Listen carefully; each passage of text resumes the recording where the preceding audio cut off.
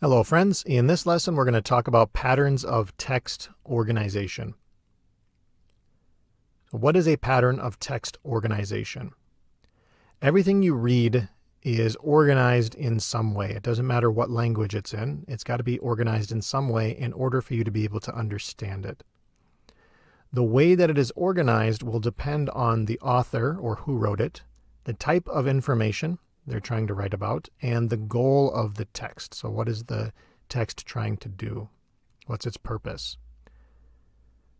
So based on these things, there are common patterns of organization for most informational texts.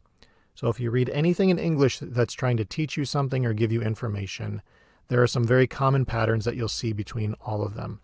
So the first is the chronological pattern. We can think of this as time order because chronological means that it's going in order of time. Chrono meaning time. And this gets used a lot in narratives when somebody's telling a story or talking about what happened. So if something is organized in chronological order, that means that the order of things in the writing will be in time order. What happened first, what happened second, third, fourth, and so on. So if we look at the sample outline here, if I was going to talk about my life and write about my life, I might start by talking about my early childhood, then my late childhood, then my adulthood before marriage, and my adulthood since marriage. And then for each of these, I'll have some kind of an important event describing, for example, my early childhood. So I talk about my early childhood, give a couple important events, and then I'd go on to talk about my late childhood, talk about a couple of important events. All of this is going in order of time. So this is what we call chronological order. The next pattern is the sequential pattern.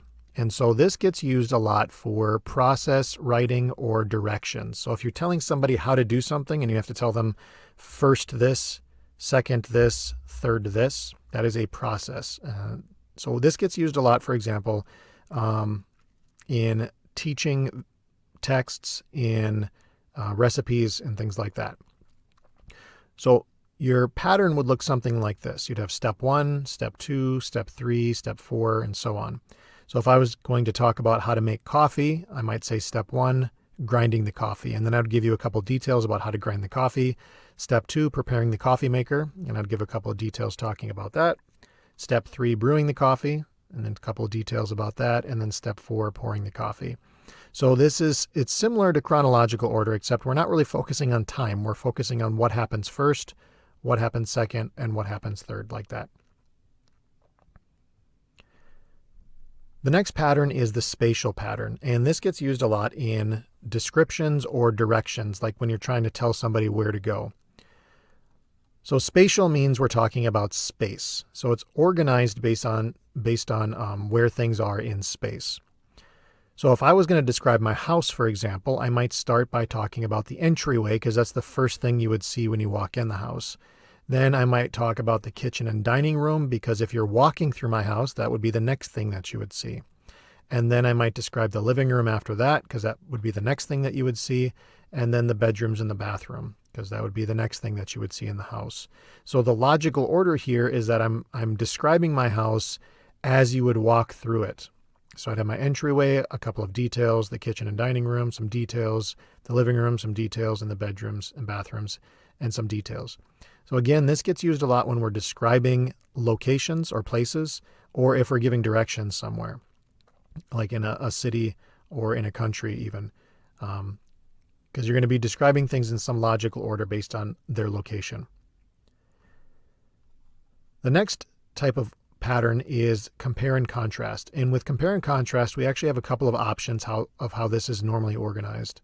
So, for example, if I was comparing or contrasting Starbucks and Caribou coffee, I might want to compare the price of the coffee, the quality of the coffee, and the atmosphere of the coffee shop.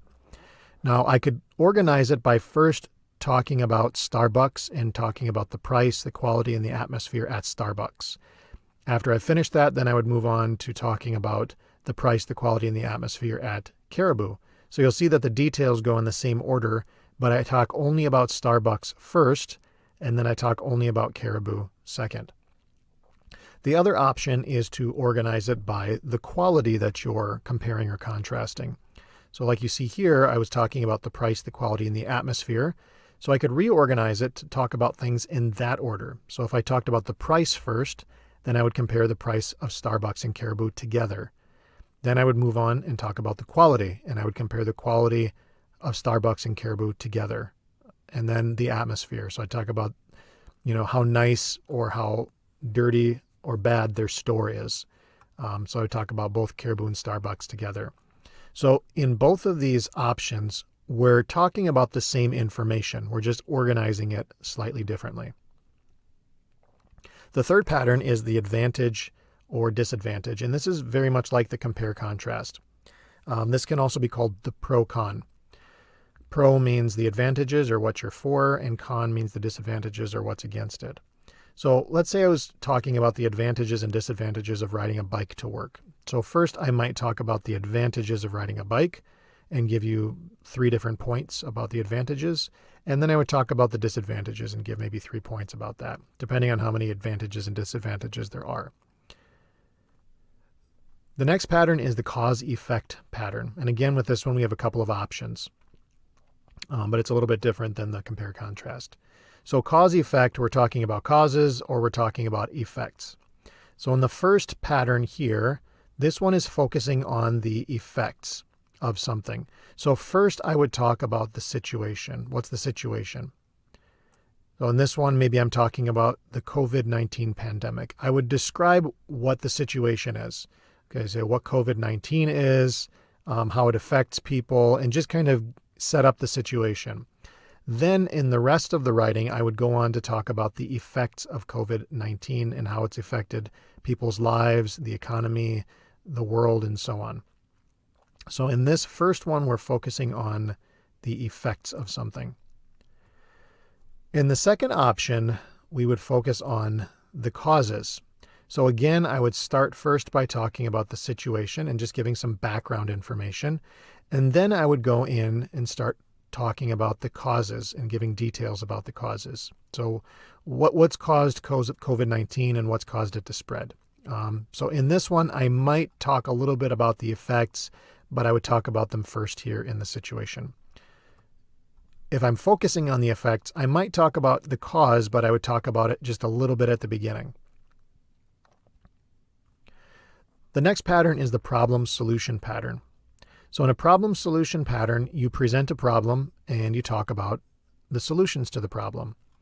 So in the first part here, we set up the problem, for example, the COVID-19 pandemic. Okay, and I might give some background information. So in this way, it's very much like the cause and effect. I'm explaining the situation in a little bit of detail. But in this one, I'm presenting it as a problem. Because in the rest of the writing, I'm going to talk about the solutions to the COVID-19 pandemic. Like, what should we do to bring death rates down? What should we do to try and slow down the spread of the virus? What should we do for the economy? Whatever we're focusing on giving solutions for. So I would set up the problem first, and then I would provide some solutions to the problem. And the last pattern is the topical pattern. And this one gets used quite a bit, especially for classification or for description. So if you're trying to organize things or talk about different types of things. So for example, if I was to talk about the different flavors of ice cream, I might organize it like this. I might first talk about the basic flavors like chocolate, vanilla, strawberry, mint, and give some examples of those. Then I might talk about mixed ice creams. So ice creams that have chocolate and vanilla together, or mint with chocolate chips in it.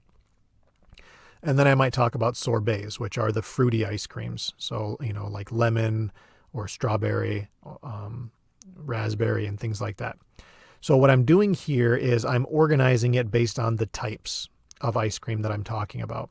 But this can get used for many different topics, especially when you're trying to classify or just organize things. Talk about the different types of it. So this is just a quick run through of the different types of organization in English texts. Thanks for watching.